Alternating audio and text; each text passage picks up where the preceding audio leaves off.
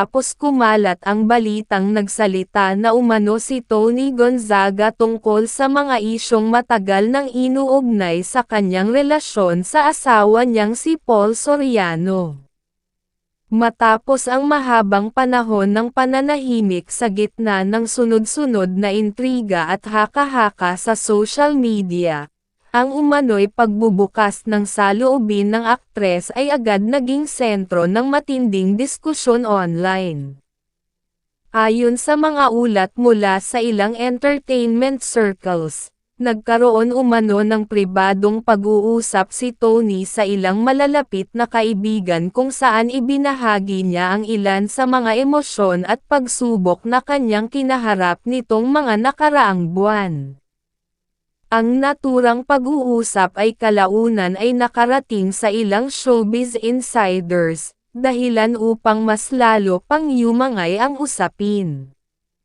Isang source ang nagsabing sa naturang pag-uusap ay naging emosyonal umano si Tony habang ikinukwento ang ilang mahihirap na sandali sa kanyang personal na buhay.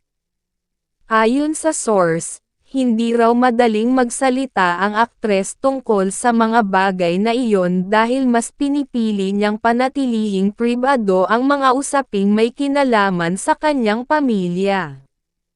Gayunpaman, sa gitna ng emosyonal na pag-uusap ay nabanggit umano ni Tony na dumaan siya sa mga sandaling labis siyang nasaktan at nalito sa mga pangyayari sa kanyang buhay mag-asawa. Hindi man detalyado ang kanyang mga sinabi, malinaw raw na mabigat ang kanyang nararamdaman habang ibinabahagi ang kanyang karanasan. Ayon pa sa source, binigyang diin umano ni Tony na hindi madali para sa kanya na makita ang kanyang personal na buhay na nagiging paksa ng napakaraming usap-usapan sa publiko. Bilang isang taong matagal nang nasa industriya, sanay na raw siya sa intriga, ngunit ibang usapan kapag ang apektado na ay ang kanyang pamilya. Sa kabila ng lahat ng ito, sinabi umano ni Tony na patuloy niyang pinipiling maging matatag para sa kanyang anak at sa mga taong mahalaga sa kanya. Para sa aktres, ang pamilya pa rin ang pinakamahalagang bagay na dapat niyang protektahan sa gitna ng lahat ng kontrobersya.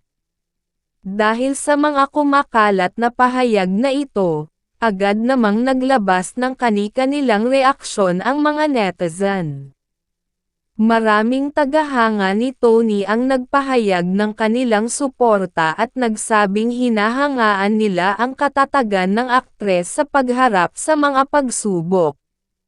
May ilan namang nagsabi na mahalagang marinig din ang panig ni Paul Soriano bago tuluyang magbigay ng anumang conclusion tungkol sa sitwasyon.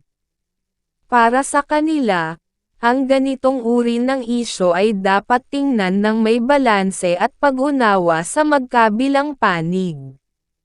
Sa ngayon, wala pa ring opisyal na pahayag mula sa kampo ni Paul Soriano tungkol sa mga kumakalat na balita.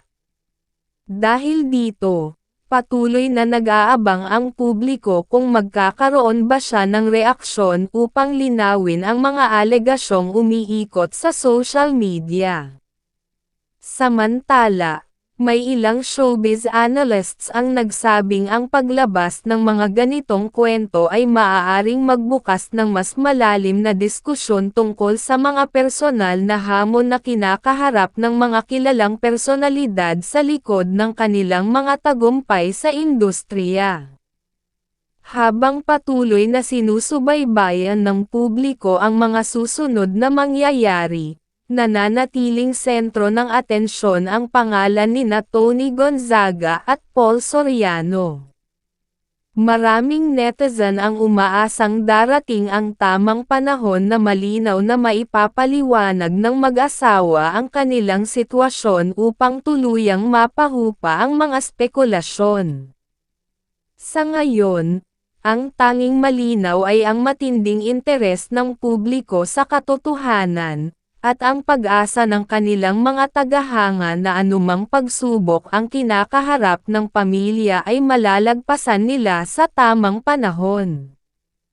Habang patuloy na kumakalat ang balita tungkol sa umano'y pagsasalita ni Tony Gonzaga, lalong umingay ang diskusyon sa social media at sa iba't ibang showbiz platforms. Maraming netizen ang nagsimulang magtanong kung ano nga ba ang buong detalye ng mga ibinahagi ng aktres tungkol sa kanyang nararamdaman at sa mga pagsubok na kanyang kinaharap sa relasyon nila ni Paul Soriano. Ayon sa ilang entertainment insiders, Matt Apo